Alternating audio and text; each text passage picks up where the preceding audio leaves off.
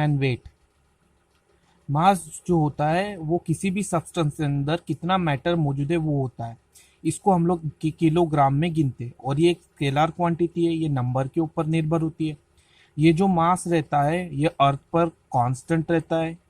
हर जगह कोई भी प्लेनेट पे जाओगे ये कांस्टेंट ही रहता है।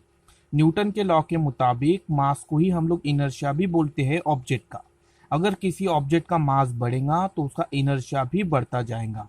जैसे कि एक ऑब्जेक्ट है, उसको हम लोग एक फोर्स से नीचे छोड़ेंगे अर्थ के ऊपर तो वो नीचे चला जाएगा। जो वेट रहता है ऑब्जेक्ट का वो उसके ऊपर लगने वाला ग्रेविटेशनल फोर्स के वजह से उसका वजन बढ़ता है। जैसे कि वहां देखोगे आप लोग इक्वेशन 4 में force is equals to m g, equation 4 weight is equals to force is equals to m g, और स्मॉल जी अपना ग्रेविटेशनल फोर्स है अर्थ का। वेट जो है ये क्या होता है, ग्रेविटेशनल फोर्स लगने की वजह से मास वेट में कन्वर्ट होता है। ये डायरेक्शनल क्वांटिटी है और ये अर्थ के सेंटर की तरफ लगता है, और ये अलग अलग जगह पर अलग अलग होता है वेट। जैसे ऑब्जेक्ट जगह बदलेगा वैसे उसका वेट भी बदलते जाएगा, लेकिन उसका मास जो रहेगा वो हर जगह कांस्टेंट रहेगा। अगर हम लोग ये देखें कि हम लोग मास भी गिनते हैं और वेट भी गिनते हैं, दोनों अलग अलग गिना जा सकता है। लेकिन हम लोग जो वेट गिनते हैं वो उसको हम लोग किलोग्राम में गिनते हैं, मास को भी हम लोग गिन सकते हैं। जैसे कि यहाँ पर ये लड़का है, इसका वेट 75 किलोग्राम है ऐसा मान लेते हैं।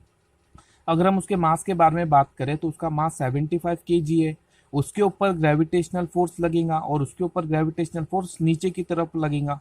वो ग्रेविटेशनल फोर्स नीचे की तरफ लगने की वजह से उसका वजन बढ़ जाता है 75 इंटू 9.8। अगर 9.8 ये अर्थ का ग्रेविटेशनल फोर्स है तो उसका टोटल कितना ग्रेविटेशनल फोर्स लग रहा है, 735 न्यूटन। ये उतना उसके ऊपर क्या लग रहा है, फोर्स लग रहा है।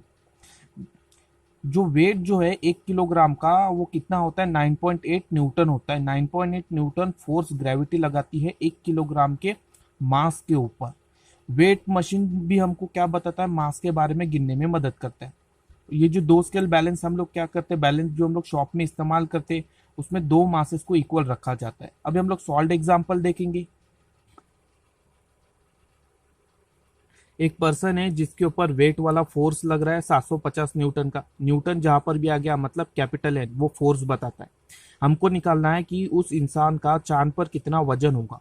लेकिन हमको ये बोला गया है कि उसका मास 1/81 है अर्थ से, और वो जो चांद है उसकी रेडियस 1/3.7 है अर्थ से। अभी हम लोग सॉल्व करते।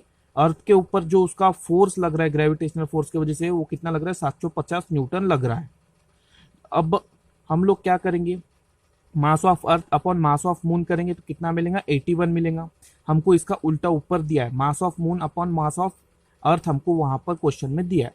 हम radius of earth upon radius of moon करेंगे तो कितना मिलेगा, 3.7। ये भी हमको उल्टा दिया हुआ है क्वेश्चन में, हम लोग इसको सीधा करके देखेंगे। Radius of earth upon radius of moon कितना मिला हमको, 3.7।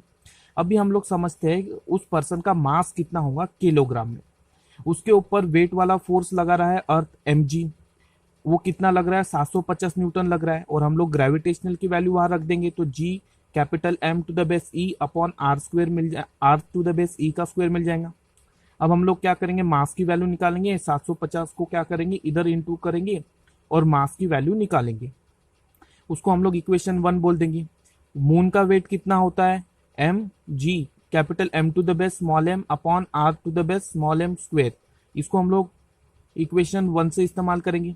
हम लोग इसको में क्या करेंगे, कंपैरिजन करेंगे। कंपैरिजन करेंगे इक्वेशन 1 और इक्वेशन 2 में, दोनों में कंपैरिजन करने के बाद हमको क्या मिलेगा, आप लोग देखोगे आगे सॉल्व करेंगे हम लोग। मास ऑफ मून की वैल्यू हम लोगों ने क्या किया, वहां पुट कर दिया, और पुट करने के बाद हम लोगों को वो इक्वेशन मिला। उसके बाद हम लोग आर आर नीचे ले लेंगे, एम के बीच में एम ले लेंगे और उनकी वैल्यू पुट कर कर उनको सॉल्व कर देंगे तो 126.8 न्यूटन ये वैल्यू मिल जाएंगी।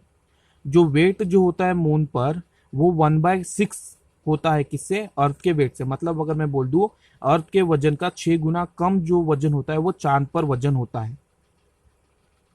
और इसके वजह से आप लोग ये बोल सकते हो चांद पर जो ग्रेविटी है वो 6 गुना कम है अर्थ से। आप सीधा सीधा ऐसा भी